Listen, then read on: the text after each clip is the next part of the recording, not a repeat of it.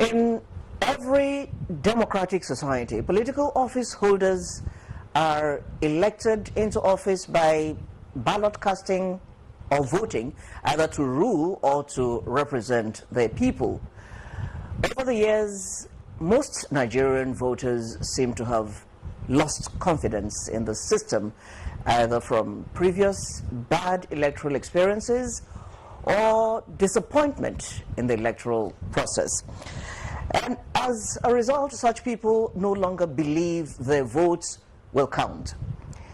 Now there is excitement in the air as the road to the February 2019 elections is being paved with political campaigns and electoral adverts across the country. But there are also questions in the minds of the electorate. How can the Independent National Electoral Commission guarantee effective voter turnout and participation? How can confidence be restored in the hearts of those who no longer trust the system?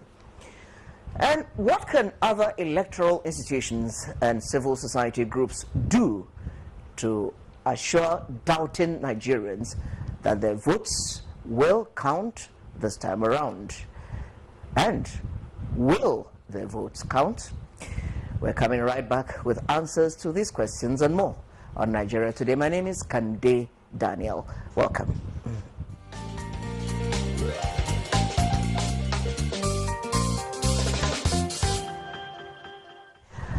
I have two discussants to answer the questions we have on the issue of making votes count.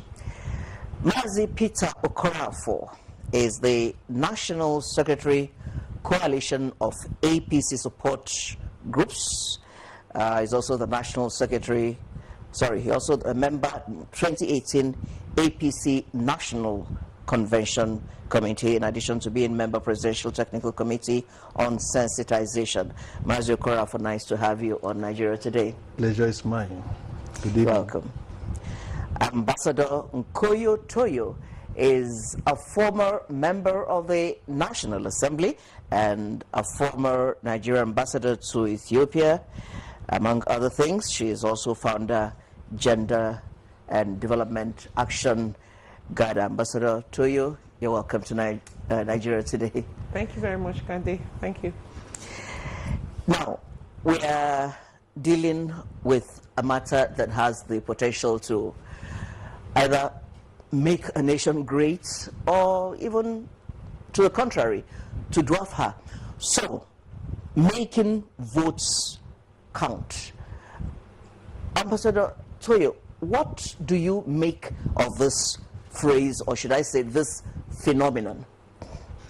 I think the fact that we're even talking about it means that there is a challenge with it. And the very fact that we in this country over the years have talked about something called does the vote count is indicative of a state of affairs that has over time been associated with the politics of our elections. It's not peculiar to now. It's been something that the country has been faced with. And largely that is because we do have what we call an election monitoring body or management body, which is INEC. But all the responsibilities for the management of an election does not lie in INEC alone. There are the security agencies that come into play. There are other enablers that make the work. INEC doesn't, in fact, have all the staff that goes out into the field to do the work on the day of the election. There are what we call ad hoc staff, and oftentimes very many factors influence who becomes an ad hoc staff in an election. So these are the countervailing circumstances that over time have been exploited in one way or the other and used to abuse the process. So Mazi Okorafor, do you agree with her that this shouldn't even arise at all? Because votes counting is the very reason why we hold elections. Yeah, in addition to what she said, rightly, by her position, is that making your vote count to a great extent depends on the electorate itself. So it's an important phenomenon.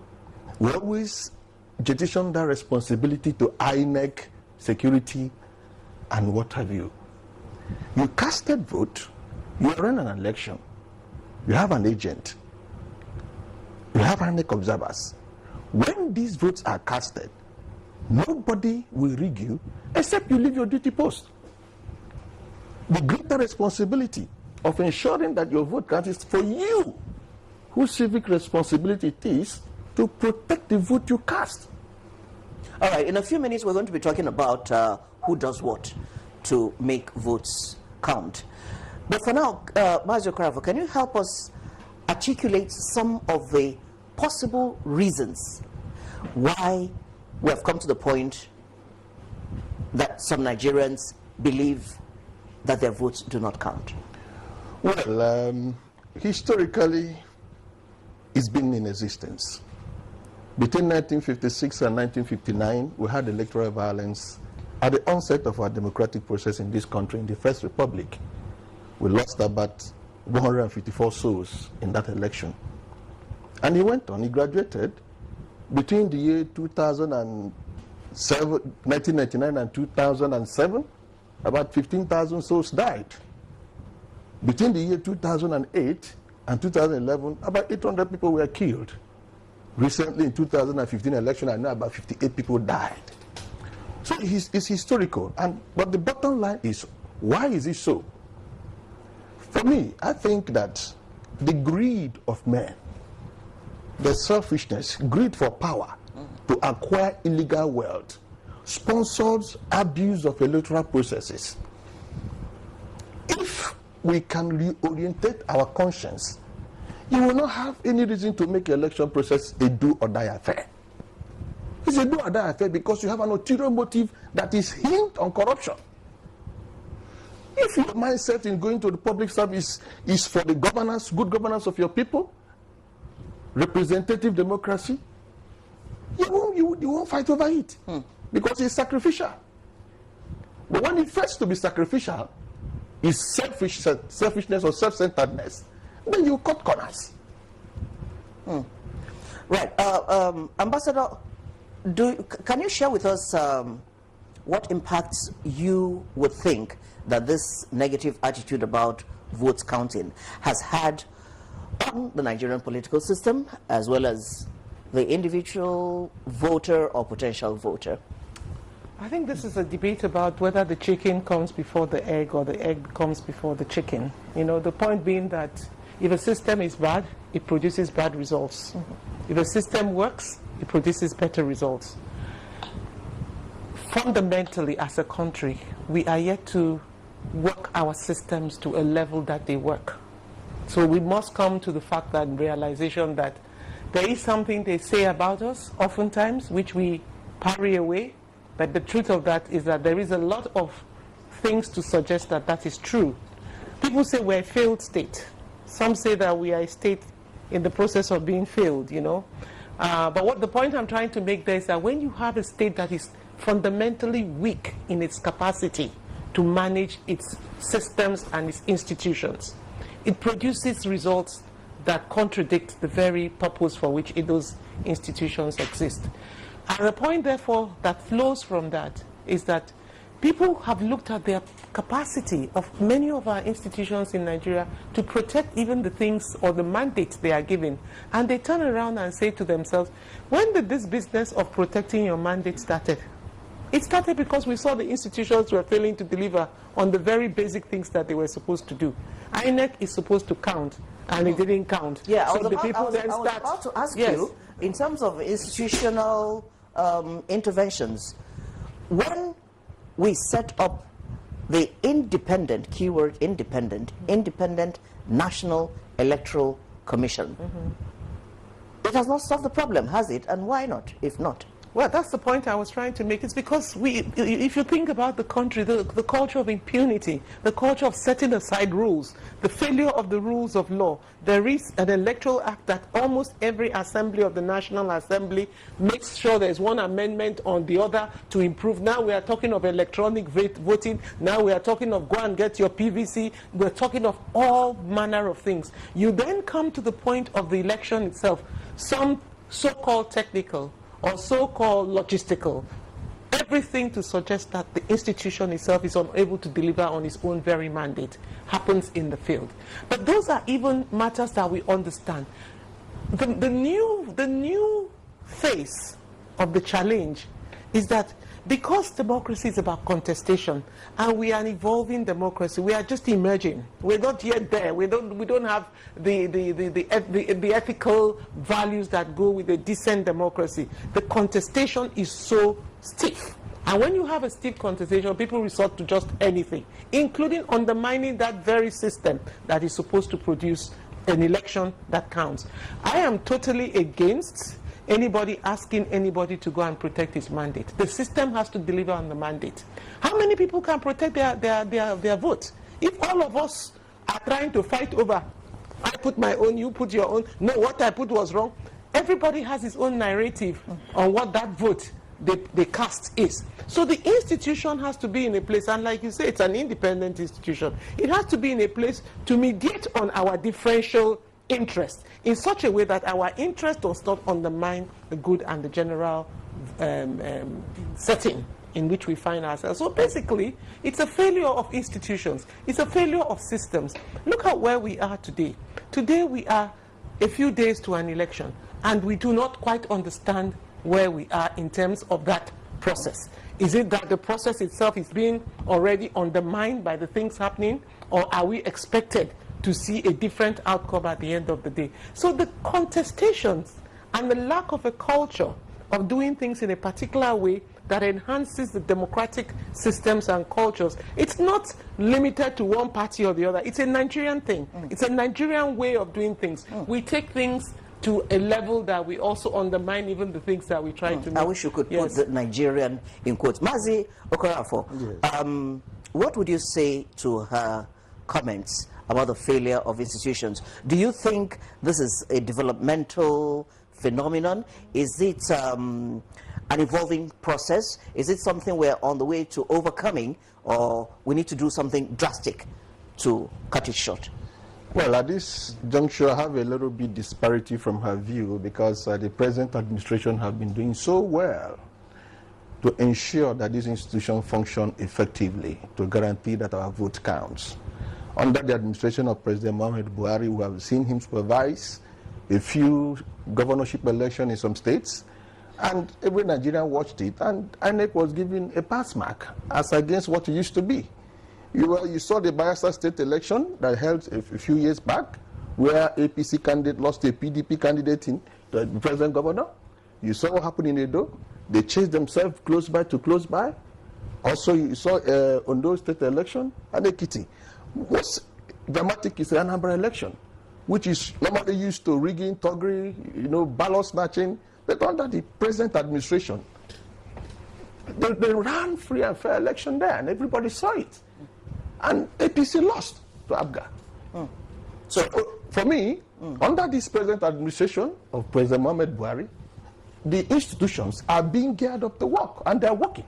And I believe in a more larger general election that they will improve on what they've done. Right, there's lights at the end of the tunnel. Yeah. Just before we go on break, I stay on you, Mazi Okorafor. She was saying that she does not belong to the school of thinking that says a Nigerian should protect his or her vote. What do you think the Nigerian voter should do in terms of vote protection? Well, practically speaking, from my field experience in observing elections, you see, if you leave it to the institutions, then you are giving them right to steal your vote. So what should we do? You watch your vote.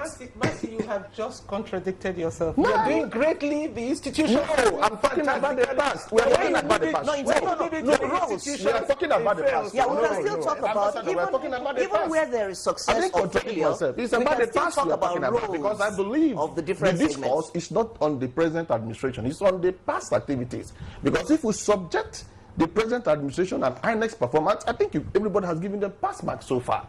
But our subject is antecedents, so I believe we are discussing antecedents. I think I didn't even discuss antecedents. But if we go to antecedents from 1956, I did talk about antecedents. You understand? So if we go to antecedents, the Jega-led INEC did a great job. If we go to antecedents, and I think the current INEC, is building on that trajectory. We have many great people in the INEC system. I started by saying that INEC on its own as an electoral management body is not the only player in the field. Today we know, and we have always known by the nature of our very laws that set up our electoral management body, that it's not INEC alone. You have ad hoc staff, you have the, the security operatives, and all other people, observers, all other players in the field. INEC does not have authority over all of these people. Remember what happened in Edo when they said, look, we can't hold the election on a particular day because the security operatives said we cannot hold the elections. But what I'm more importantly saying is that the current situation in which we're seeing ourselves in Ekiti, for example, is such that it is not just about INEC per se. It is about the nature of the contestation itself. And the question is, why is the nature of the contestation so deeply problematic? Okay, we'll come back to all of this in a moment. I think we need the break right now. You're watching Nigeria Today, and we're discussing the crucial matter of the need to make votes count in elections. We'll take a break from the studio now to hear from Nigerians on the streets.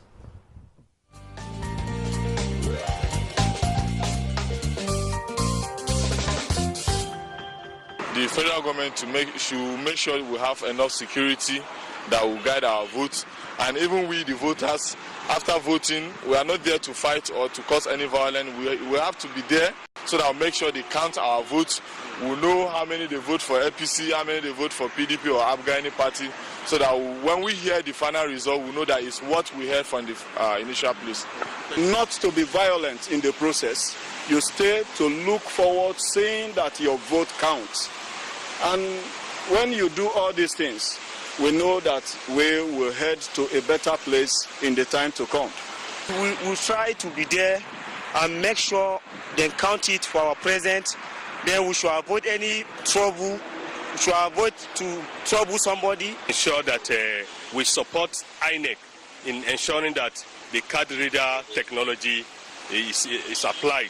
And lastly, but not the least, is to ensure that after we cast our vote, we stay behind peacefully until when the result is announced, so that we all have the record. After you've voted, you can hang around and guide your vote and others, because some hoodlums come, not minding securities, and they intend to grab the ballot boxes. They've been doing it. So I pray God helps our country come 2019.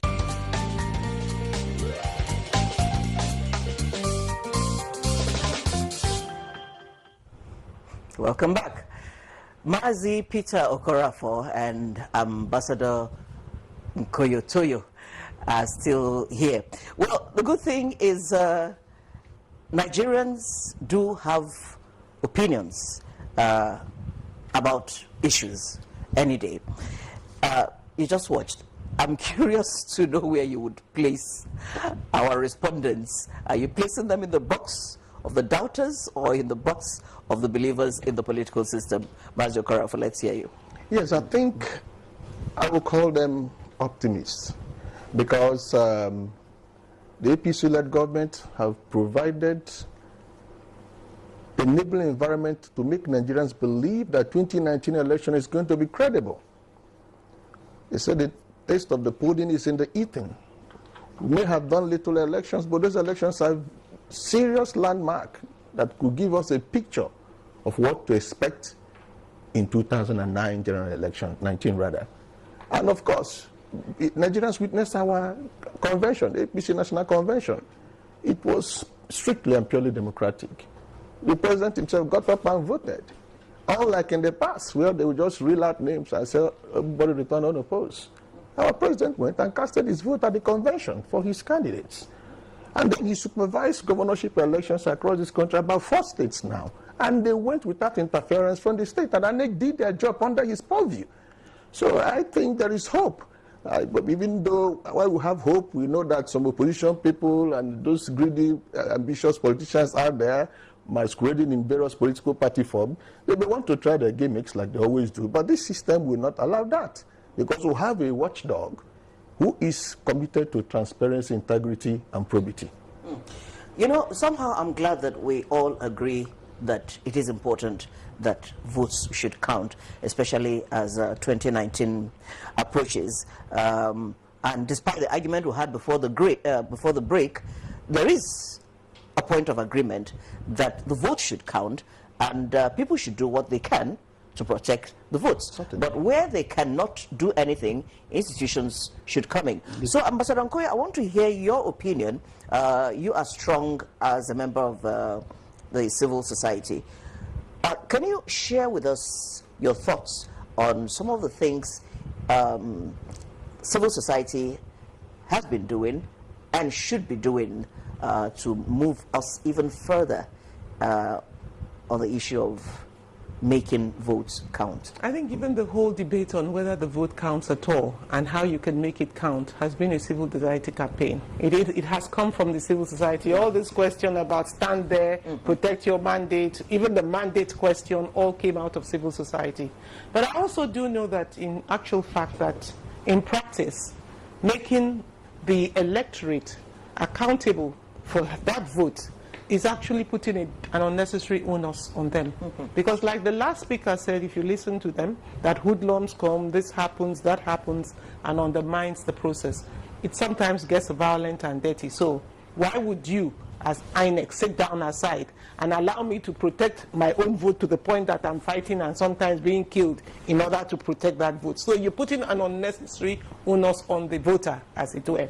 But however, having said all of that, I think there is a role in civil society to continue to educate, particularly in this era of the use of electronic voting.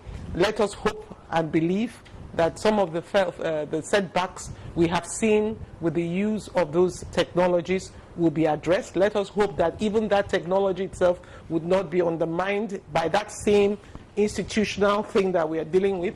And let us hope that in terms of the actual rolling out in the field, INEC may come out and say this is the way we are rolling it out, but in terms of the actual rolling out in the field, we don't meet with a lot of crisis. And I think that's what the civil society will educate on. These are the possible scenarios. These are the possible situations in which you find yourself.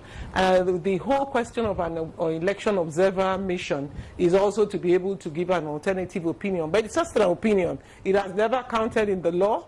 In the court of law, nobody says because it is persuasive, but it doesn't count in terms of the evidence that is used to determine whether the case is won or lost in a particular form or the other. So I would say that civil society has its limitations to the point that it can educate, it can raise the ante, it can bring attention to this problem and this issue, but ultimately it lies in INEC and the security operatives to give us a level playing ground, free of violence, free of contestation, so that when I vote, I am not afraid that sitting by that polling unit to wait for my vote to be counted, somebody will come with a gun and undermine my own very security. Right. Time is fast running out, so there's still a lot to talk about. I'd like to very quickly hear Mazi Okorafor's comments on what, like we accepted, earlier on, INEC exists